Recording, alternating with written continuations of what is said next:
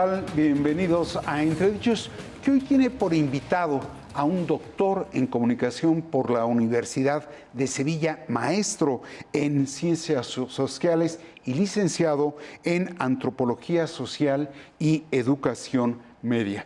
Un hombre que es investigador, ahora con licencia, en el Instituto Nacional de Antropología e Historia, y un hombre que militó en todas las mutaciones desde el Partido Comunista hasta el Partido de la Revolución Democrática, hasta el año de 2007.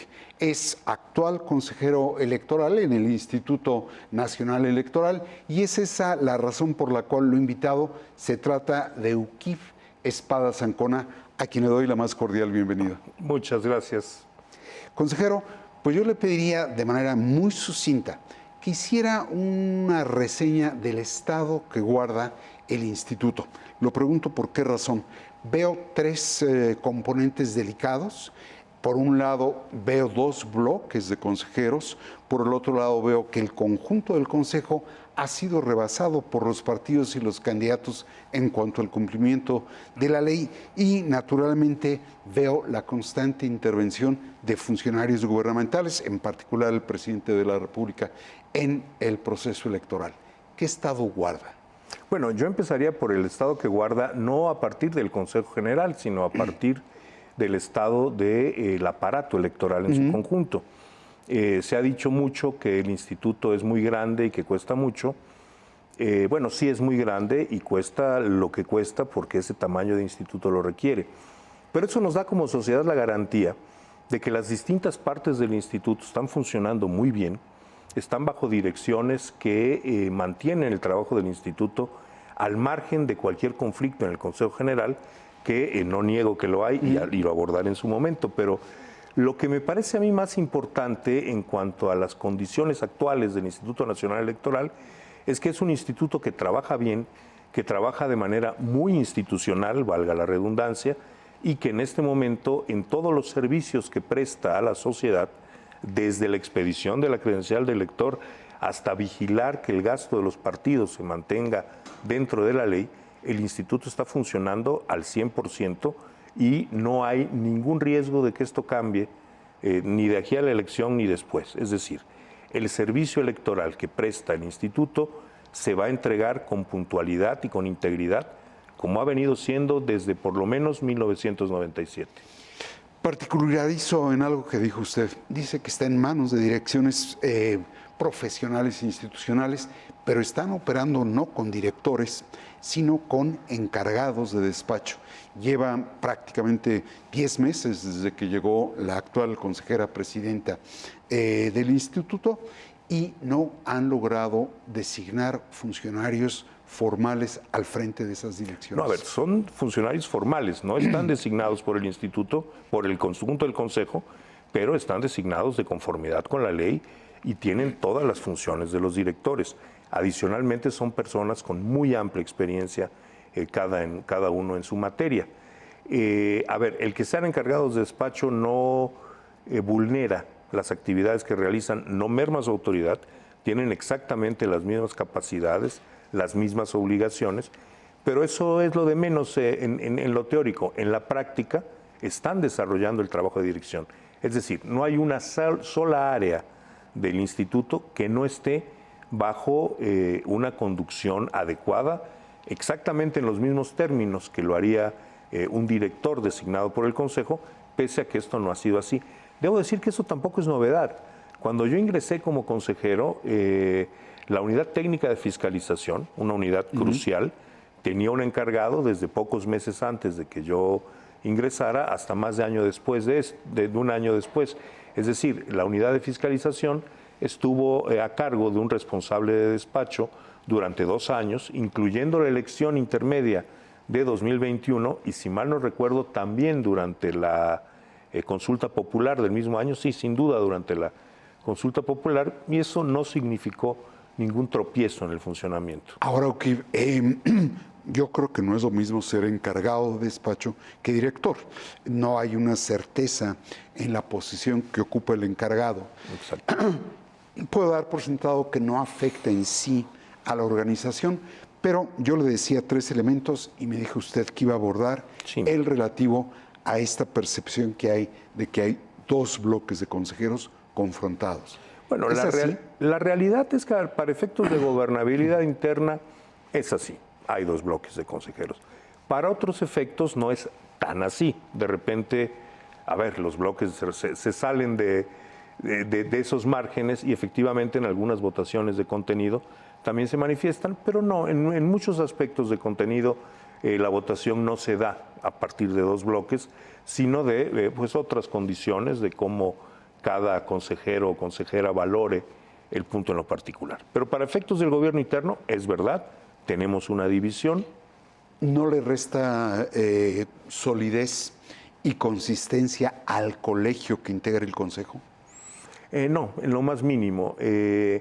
A ver, hay conflictos que han llegado al tribunal. Yo he tratado de resistir a elevar estos conflictos al tribunal, pero han llegado y bueno, lo que prevalece es un gran orden institucional. Lo compararía yo con un banco. Yo no sé el banco donde tengo mi tarjeta de nómina, no diré cuál es para no hacer publicidad, pues yo no tengo idea si los directivos del banco se llevan bien o mal.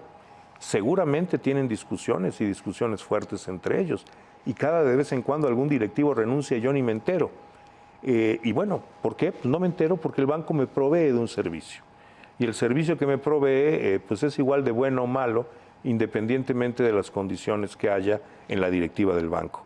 En el caso del INE, el INE no está diseñado pensando en que va a ser gobernado con homogeneidad y que va a haber consensos. Por el contrario, el diseño del INE parte de la idea de que puede haber conflictos e incluso conflictos severos. Una de las expresiones de esto, por ejemplo, es que los reemplazos de los integrantes del instituto, del consejo, se hagan por terceras partes. Es decir, fulanita legislatura prevalecía dominio del PRI o del PAN o de Morena y en consecuencia fueron los que tuvieron el mayor peso a la hora de la designación de consejeros. Eso es parte de las previsiones, por eso ninguna legislatura designa a los 11, sino que los 11 hemos sido en cualquier momento designados por 3 legislaturas. De manera escalonada.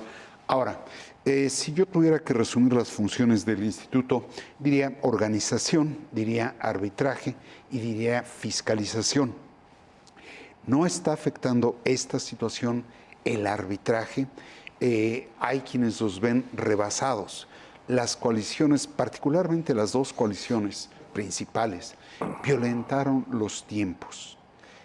¿No está sufriendo el INE en su función de arbitraje?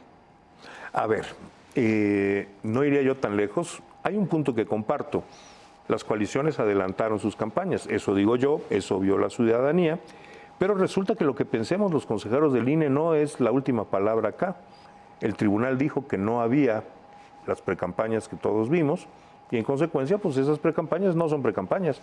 Y aunque nosotros en el INE pudiéramos pensar lo contrario, por cierto, no podría yo decir si en número una mayoría o una minoría estaría de acuerdo con lo que yo estoy diciendo ahora, pero la realidad es que el tribunal decidió que no había violación a las reglas de precampaña y que debíamos tratar esos procesos como procesos inéditos, les llamó, y controlar el gasto como si fuera gasto ordinario, de forma tal que, pues ahora sí que donde manda tribunal no gobierna Instituto Nacional Electoral y nosotros, independientemente de las opiniones que podamos tener, no podemos darle tratamiento a estos procesos inéditos que a todos nos parecieron precampañas súper anticipadas, sino que lo tenemos que tratar de acuerdo con las órdenes del tribunal.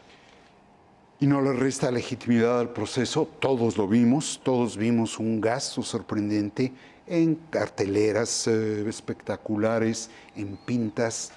No le resta legitimidad a la autoridad, en este caso al árbitro electoral, el hecho de que el tribunal diga no, eso no son anteprecampañas. Bueno, me parece que, a ver, yo hubiera preferido que no fuera así, pero en todo caso no se trata de procesos políticos que vayan a realizarse en la arbitrariedad. El gasto está siendo vigilado.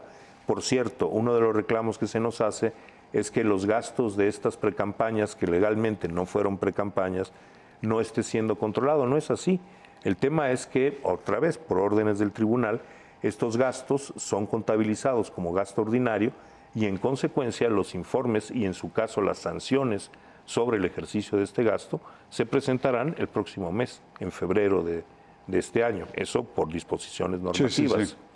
Sí. Pero vamos, para efectos prácticos me parece que no debería ser y que si esto se volviera una reiterada violación legal, a la larga podría generar cierta deslegitimación, es decir, si durante sucesivos procesos electorales lo que dice la ley, bajo distintos argumentos jurídicos, resulta que no se aplica y que lo que vemos los ciudadanos no son las bases normativas sobre las que actúa el instituto, esto sí se desgastaría, pero me parece que en esta ocasión, justamente por ser cosas que no habían pasado, esto no tendrá ese efecto y en todo caso sí deja un debate político abierto para la próxima legislatura. ¿No tiene efecto, según su decir, en estas elecciones? No, ninguno, me parece. Déjeme, estuvo aquí la semana pasada los exconsejeros Pamela San Martín y Mauricio Merino.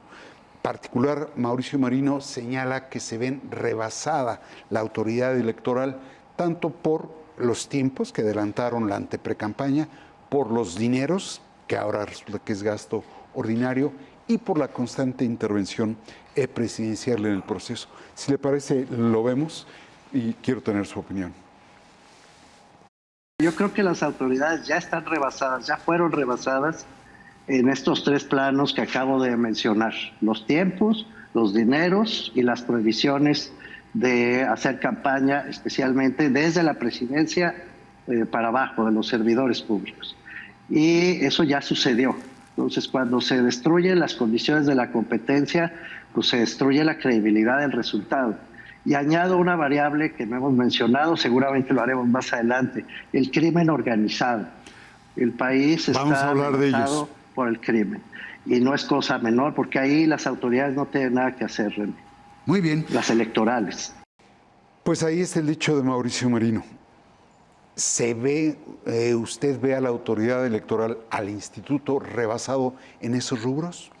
A ver, no, desde ningún punto de vista. Es decir, los tiempos, me parece a mí, como he expresado y lo expresé en su momento, en efecto se adelantaron, pero esto no quiere decir que las cosas se hayan salido de control y que nadie haya podido gastar lo que ha querido.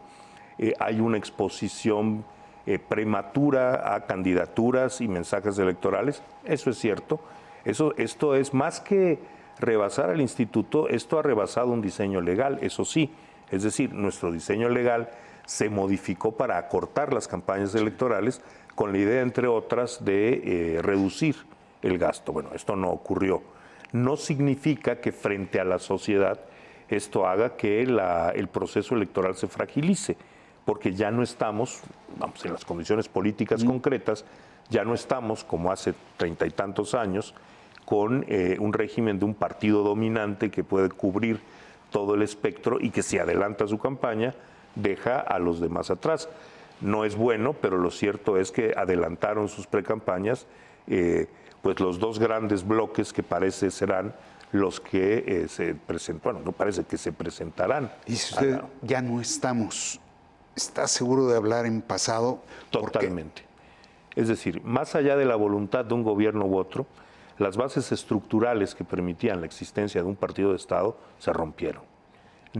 Más allá de lo que un presidente de la República quiera incidir en un proceso electoral, las condiciones objetivas a través de las cuales desde el Poder Ejecutivo se podía controlar el proceso electoral ya no existen. La primera de ellas es que hace 30 y tantos años el proceso electoral lo desarrollaba el mismísimo Poder Ejecutivo, la cabeza de la Comisión Federal Electoral y después del INE no autónomo era el secretario de Gobernación. Eso ya no ocurre y eso no es un asunto menor. Es decir, el presidente de la República, los gobernadores, pueden rebasar aquello que la ley les permite, de hecho procuran hacerlo en términos de la expresión de sus opiniones políticas, pero esto ya no significa una actuación del aparato del Estado en la misma dirección.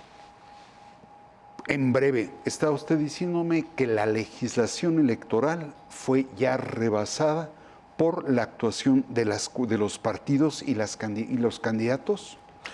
Sí, sin duda, y no digo rebasada en un buen sentido. Creo que la ley ha sido vulnerada y que eso no debiera ser de esa manera. Pero otra vez, juzgar si los actos se corresponden a la ley no le corresponde a la autoridad administrativa. Aunque de repente el INE también se mete en esas cosas indebidamente, y lo he señalado en sus momentos, pero el control, la obediencia de la ley es materia justamente del Poder Judicial. Eso no pasa por nosotros. Creo que acá hay una discusión política muy amplia que tendrá que darse a futuro, y a futuro inmediato. Es decir, las fuerzas políticas están dispuestas a cumplir en la realidad lo que decretan en la ley o no. ¿Tenemos que dar un paso atrás en la valoración de nuestra legislación? Probablemente. Decía el propio Merino, no lo voy a insertar de nuevo, que si se cumpliera con estricto rigor la ley, ni Claudia Sheinbaum ni Xóchitl Gálvez podrían ser ya candidatas. ¿Por qué? Porque han rebasado justamente la ley. Yo creo que se equivoca, Mauricio. Es decir, si se hubiera aplicado la ley como yo la pienso, yo no soy juez, pero por ejemplo, como venía en el proyecto de la magistrada Otalora, cuando se impugnaron las precampañas que son después proceso inédito, lo que hubiera ocurrido es que se hubiera ordenado detener las actividades, no se le hubiera quitado el derecho de competir a nadie.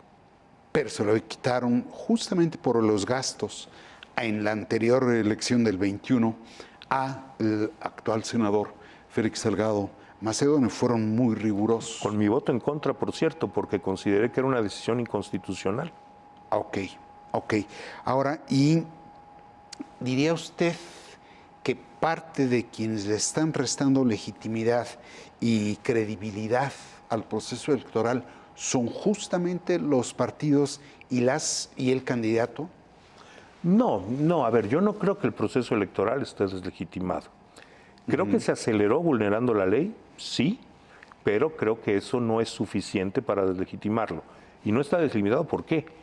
Porque de hecho vamos a tener una elección democrática, una elección donde el voto de cada persona contará. Y eso me parece muy importante que la gente lo sepa. Hombre, la gente lo sabe. Sí. Las nuevas generaciones están acostumbradas de manera muy natural, y para eso los que ya peinamos canas hicimos el gran esfuerzo, están acostumbrados a que van, depositan su boleta y su voto se cuenta. A veces se gana, a veces se pierde, pero hace mucho tiempo que en este país los votos entran a la urna a razón de uno por ciudadano y se cuentan y no pasa nada ya. Y eso me parece que es la fuente básica de la legitimidad democrática. ¿Tenemos el problema del dinero? Sí, pero el menor problema del dinero lo tenemos con los dineros de campaña, los dineros que, sea porque están bancarizados, sea porque el INE puede detectar su gasto, su uso a través de monitoristas, ese dinero está muy bien vigilado y quien rebasa la ley es multado con gran severidad, quiero decir. Como sociedad tenemos un problema con el dinero de campaña, sí. ¿Con qué dinero? Con que ese dinero que en efectivo un empresario, un amigo, un pariente entrega de manera ilegal a un equipo de campaña, y ese dinero se usa en pequeñas cantidades en pagar operadores, en tratar de incidir ilegítimamente en la voluntad de los ciudadanos, y es un dinero que no puede, el INE es incapaz de ver, o sea, no puede verlo, la propia Secretaría de Hacienda no lo puede ver porque habría todo tipo de faltas y sanciones. Esa es una frontera que tenemos como sociedad. A ver, a nuestras generaciones les tocó darnos votaciones libres, votaciones limpias, donde un voto contara y donde las instituciones electorales fueran las que garantizaran esta organización, donde la autoridad electoral dejara de ser, como fue en el pasado, como fue en 1988, el orquestador del fraude electoral. Eso es misión cumplida. La autoridad electoral no hace ningún tipo de fraude electoral. Sin embargo, el presidente no dice eso, ¿eh? El presidente dice que el INE organiza los fraudes. Para lo cual nunca ha presentado más nada que su creencia. Muy bien. Si le parece, vamos a hablar todavía de varios otros capítulos del proceso electoral, pero si me deja, vamos a un corte y regresamos.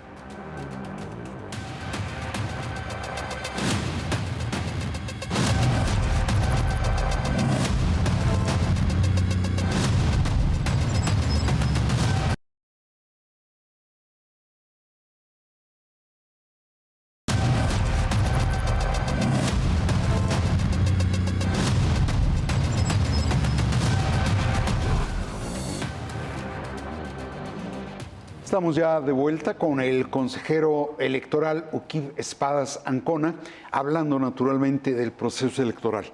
Hay un capítulo que no agotamos en el bloque anterior, que es el relativo al de la intervención presidencial. Hay quienes señalan que ha habido laxitud por parte del instituto para no marcarle el alto al presidente de la República. ¿Qué piensa? No, yo creo que no es así. A ver, primer asunto, no es solo el presidente de la República quien ha rebasado los límites de actuación imparcial. El mismo problema se ha manifestado en gobernadores, en alcaldes de todo tipo y tamaño. Y efectivamente esto, en la política hay una práctica de tratar de rebasar los límites legales cuando se es gobernante. No entraré a la parte legislativa porque también creo que a veces las leyes son excesivamente restrictivas. Solo pongo un ejemplo. El presidente de la República no puede emitir opinión durante los procesos de revocación de mandato, lo cual me parece que, hombre, pero ¿dónde se ha visto? Si lo que se está promoviendo es remover al presidente, pues habría que suponer que el presidente podrá mínimamente defenderse ante su electorado. Hablar en legítima defensa. Pues sí, pero resulta que no. Bien. El INE está rebasado. El INE ha dictado medidas cautelares una y otra vez contra distintos funcionarios, electos o no electos. Sí, pero pese a ello, prácticamente un día habla el presidente del proceso electoral y al día siguiente también. Y no se ve la fuerza legal, la autoridad institucional para frenarlo o detenerlo. Como ha sido en otros procesos, lo cual no me hace feliz, pero el instituto legalmente no tiene instrumentos para ir más allá. El instituto puede ordenar, tal mañanera no se va a... Y si el presidente no lo hace, el instituto no tiene ningún instrumento para coaccionar y obligar a que esto se haga. Más lejos, tratándose del presidente de la República, ni siquiera el Tribunal Electoral tiene la capacidad coactiva para poder materialmente obligar al cumplimiento de la ley. ¿Diría usted que el árbitro y el juez electoral no tienen dientes frente a la intervención del Poder Ejecutivo? Sí, y a distintos niveles también, no nada más frente al titular del Poder Ejecutivo Federal. Con los estados la situación es igual de compleja. Ahora, absurdamente el presidente practica aquello que criticaba. En una buena medida, creo que sí. Pero más allá de eso, a ver, aquí, y lo que voy a decir no lo digo como consejero, sino como ciudadano. Yo tengo muchas dudas de que la intervención electoral de los gobernantes pueda generar hoy, la intervención en términos de opinión, pueda generar hoy el mismo efecto que generaba, pues hace ya no 30 y tantos, sino hace 40 años, donde la voz del presidente tenía un impacto social general y podía mover en ese sentido, en esa dirección el voto. A mí me parece que tanto el presidente como los gobernadores tienen influencia fundamentalmente sobre los sectores electorales que les dieron respaldo y en los que se sostienen. Vamos, para decirlo crudamente, yo no creo que Andrés Manuel López Obrador en sus conferencias mañaneras influya mucho en el electorado potencial del PRI, el PAN, el PRD o Movimiento Ciudadano. De algún modo resguarda su voto duro, pero no atrae, no descuenta votos al contrincante. En principio, no digo que esto sea absoluto, lo que digo es que tiene un efecto inmensamente menor que el que podía tener un presidente de la República en época de Echeverría o de López Portillo, que más allá de que fueran gobiernos muy autoritarios, lo cierto es que tenían un amplio respaldo social, no solo a la hora del voto, en donde también había todo tipo de fraudes, sino que había un liderazgo nacional monolítico o casi monolítico, pensemos en López Portillo electo con el 96% de los votos, y que su voz era recibida como una voz de autoridad por derecha o por izquierda, es decir, sobre quienes realmente tenía una influencia social o para quienes la voz del presidente era una autoridad invulnerable. Eso el día de hoy no ocurre. Déjeme proyectar lo que la exconsejera Pamela San Martín dijo sobre esa intervención del presidente, de gobernadores, de alcaldes e incluso de legisladores, si le parece, consejero. Muy bien. En estas elecciones y de una forma muy notable, y lo hemos tenido desde las elecciones del 2021, digamos, una presencia permanente del presidente de la República en los procesos electorales y la presencia de gobernadores y gobernadoras también desde los estados interviniendo en el proceso electoral, de legisladoras y legisladores, de presidentes municipales. Digamos, pareciera que se perdió el control de esta regla del 134 constitucional que dice no pueden intervenir en el proceso electoral ni a favor ni en contra. La competencia es entre los partidos políticos y esto se ha dado una ruptura. Ahí tiene usted, se perdió el control, dice ella. Es que yo preguntaría, ¿y cómo cuándo más o menos es que lo tuvimos? A ver, ¿desde cuándo Enrique Peña Nieto sabíamos que iba a ser candidato presidencial del PRI? ¿Acaso nos enteramos en noviembre del año previo a la elección, en noviembre de 2011, que Enrique Peña Nieto iba a ser candidato del PRI? ¿O estuvo trabajando esta línea desde que era gobernador del Estado de México? Pero lo que me dice usted es el consuelo de la imposibilidad, ¿eh? No, a ver, lo que yo creo es que hay una vulneración, bueno, sí, hay una imposibilidad. Es decir, la naturaleza de la política no aguanta para el nivel de restricción de nuestras leyes. No lo aguantó ayer, no lo aguanta hoy. Tenemos que revisar eso. Los partidos, vía sus legisladores, hacen leyes inútiles.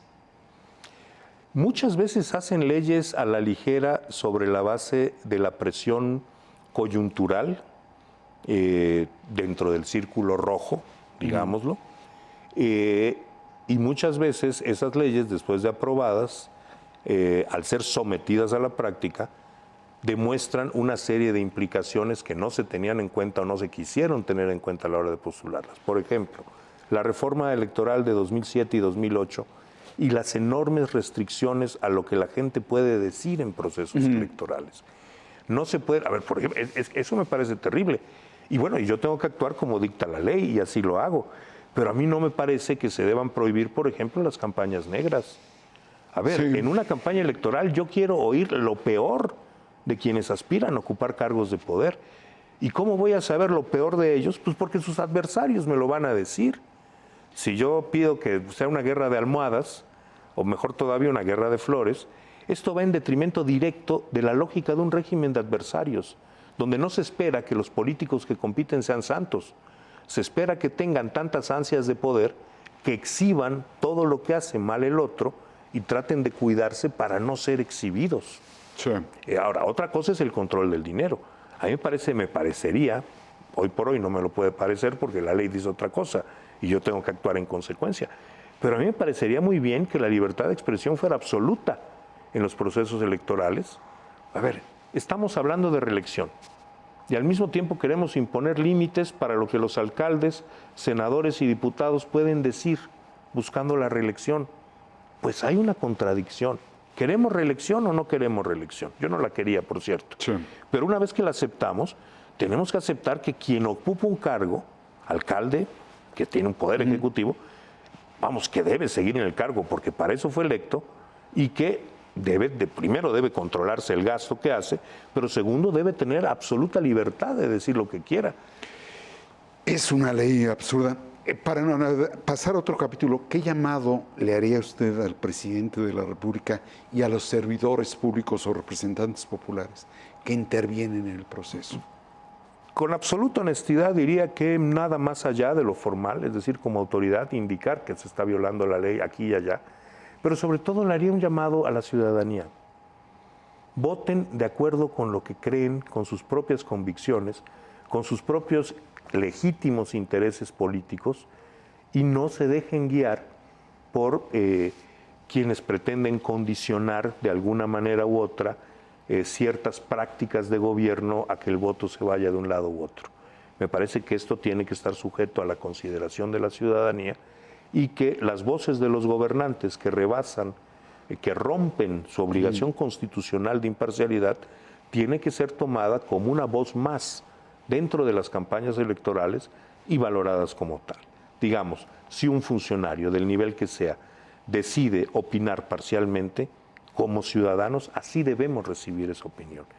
En la práctica, me parece a mí, hace un buen rato que la ciudadanía no guía su decisión electoral por las opiniones que, incluso fuera de la ley, vierten los gobernantes. Hay que limitar esto hasta cierto punto. Me parece que en una próxima, espero, sensata reforma electoral, aceptemos que la naturaleza de la política es que los políticos hablen. Esa es una cosa, que metan las manos en las arcas públicas para usar dinero en favor, eso es otra cosa, y ahí debemos radicalizar no solo las prohibiciones, sino las sanciones. Pero hablar, a mí me parece que todo mundo debe poder decir en el debate electoral aquello que electoralmente sea pertinente. Ya. Hay otro capítulo que incluso mencionaba en la intervención que proyecté Mauricio Merino, el relativo al del crimen. Importante. Importante capítulo. Pareciera ser que el crimen quita a plomo o pone a plata candidatos. ¿Cómo percibe usted la actividad criminal en el proceso electoral? A ver, yo creo que aquí hay que tener en cuenta dos grandes vertientes. Hay una vertiente que no es inocente, pero que no es violenta, que es aquella en la que la delincuencia organizada se comporta como otros empresarios. Sí, los empresarios fuera de la ley, para ciertos efectos, se comportan como los empresarios dentro de la ley, que es como algunos empresarios dentro de la ley, que es sacar dinero del círculo legal y darlo ilegalmente a sus candidatos, partidos o gente de su preferencia, en algunos casos pues repartir para que el que vaya a quedar esté bien conmigo. Eso ha ocurrido, no debería ocurrir, se han avanzado instrumentos para limitarlo, detenerlo en absoluto, vamos, me parece que va a ser muy difícil, habrá que compensar esto en términos electorales de otra manera. Ese es un aspecto nefasto, que se debe de combatir, que se combate con las limitantes que hay para todos otros dineros que entran ilegalmente a las campañas electorales, que en muchísimos casos son detectados y sancionados. La otra parte es la potencial violencia. A ver, yo no pretenderé tomarle el pelo a nadie. Tuvimos problemas con esto en el 21. Tuvimos, no recuerdo la cifra exacta, pero arriba de 70 candidatos asesinados, la mayoría mujeres, por cierto. Eso es una cosa que nunca se recalcará lo suficiente. Más allá de los reclamos sobre cosas que dicen y que son interpretadas como violencia simbólica y cosas así, la realidad es que las mujeres fueron las candidatas que más sufrieron ataques violentos en 2021. Sí. Y bueno, sí, hubo allá, se reportaron lugares donde varios candidatos renuncian presuntamente por presiones del crimen organizado, y cosas de esta naturaleza.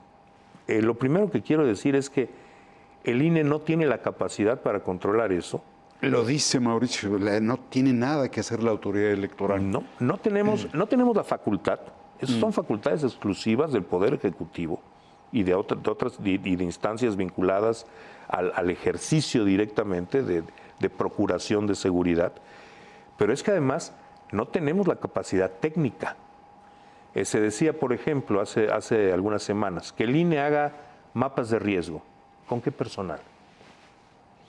¿Quién de mi personal tiene la capacidad de visitar zonas del país y decir aquí hay riesgo o no? La capacidad profesional. Pero pues, digamos que tomamos esto a la ligera y mandamos a todos nuestros capacitadores electorales a que cuando van a tomar el refresco, cuando hablan con la persona que están capacitando, tomen notas sobre seguridad y nos la pasen. Si nosotros convertimos a nuestros capacitadores electorales en informantes de seguridad, para lo que ni están capacitados ni es su función, los estaremos convirtiendo en blanco militar. Y me parece que la autoridad electoral no debe hacer eso. El INE... En blanco criminal, diría usted, más bien. Bueno, sí, blanco criminal. Pero no tienen un mapa, solían preparar un mapa de riesgo. No, nunca se preparó un mapa de riesgo. No, nunca. Si el INE hubiera preparado mapas de riesgo, su personal efectivamente hubiera tenido enormes dificultades para entrar al país.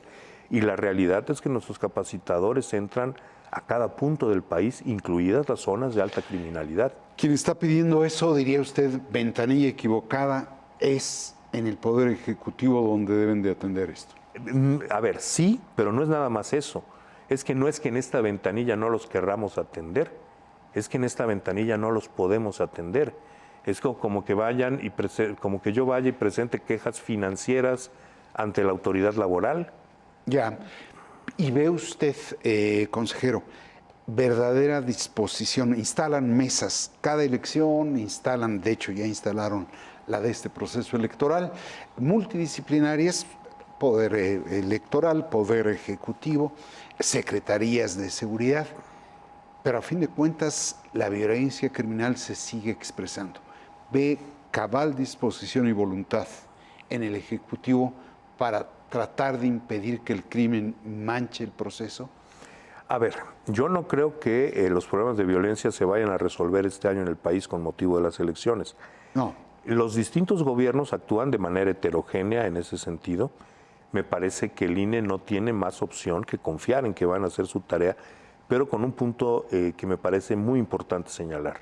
Es decir, que las elecciones se realicen en paz y que haya un control pleno a la criminalidad son cosas distintas. En 2021, por ejemplo, dejamos de instalar 10 casillas de 168,000. Evidentemente, eso significa que hubo muchísimas casillas instaladas en zonas de alta incidencia delictiva, en zonas, para decirlo con todas sus letras, en zonas bajo el control de la delincuencia organizada, pero que no fueron afectadas por esto. Es decir, no creo yo que en el 24 vaya a haber un brinco cualitativo, un salto cualitativo en la acción de los grupos delictivos para tratar de apoderarse de las elecciones, entre otras cosas porque eso escalaría el nivel de conflicto entre ellos y la sociedad. No ve esa posibilidad, ¿por qué? No la veo como una posibilidad inminente. ¿Algún riesgo habrá? Sí, sí lo hay, no lo podría,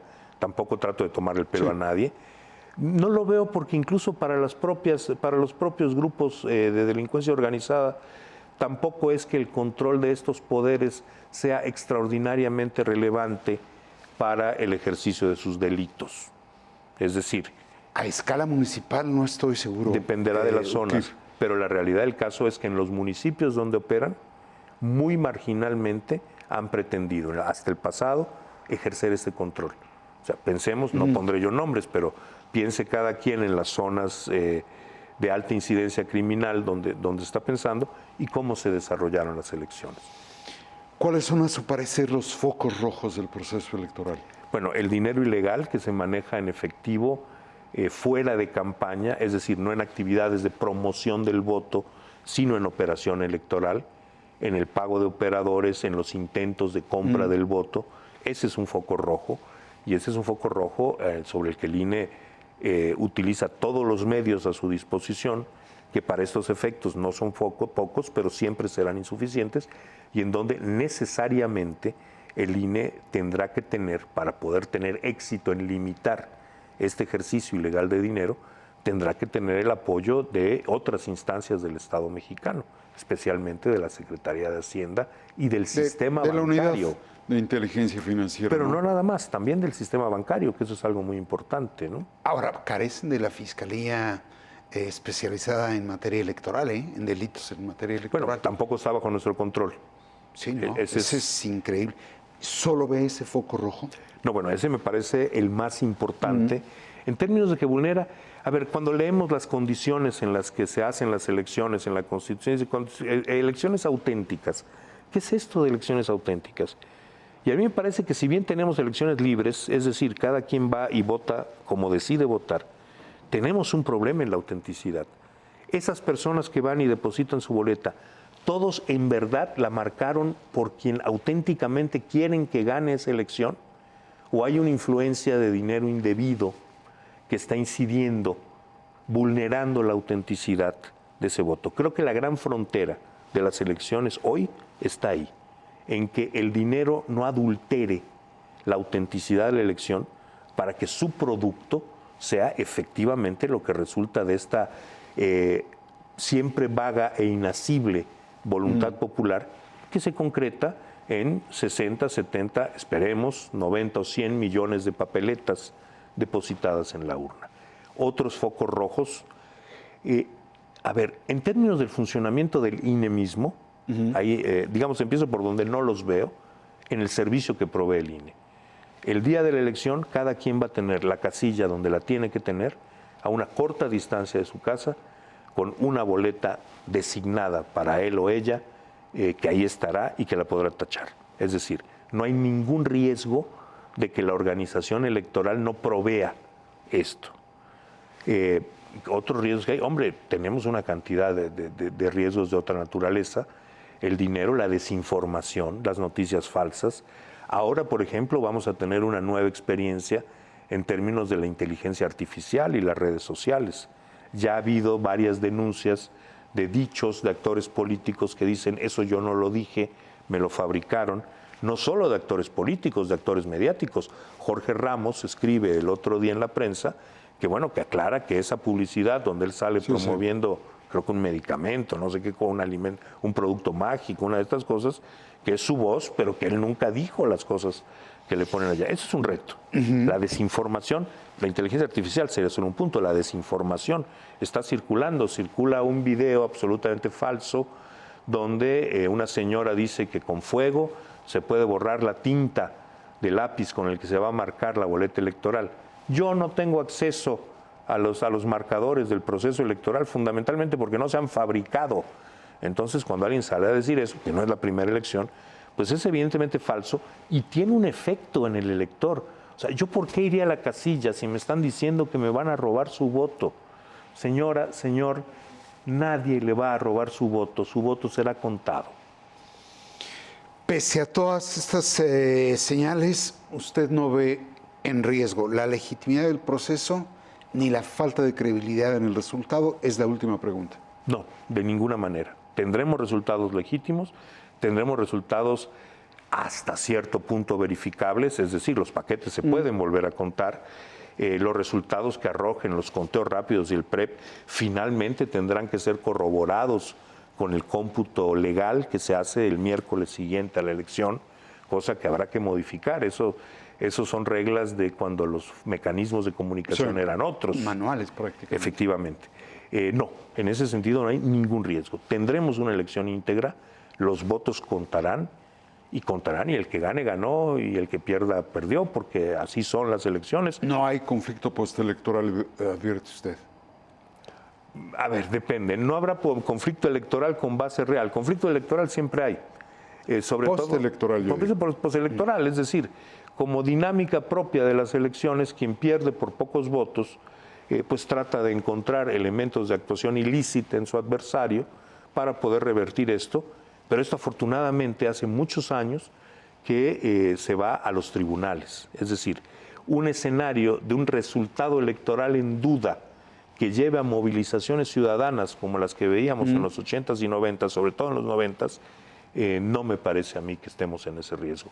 El sistema electoral está maduro y hay una sociedad ya habituada a usar esos servicios electorales y a tener una expectativa sobre sus resultados que se satisface en los hechos. Muy bien.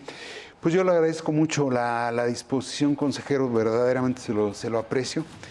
Al contrario, muchas gracias a usted. Como desde luego le agradezco a los seguidores de El Financiero Televisión el hecho de acompañarnos aquí en Entredichos. Muchas gracias.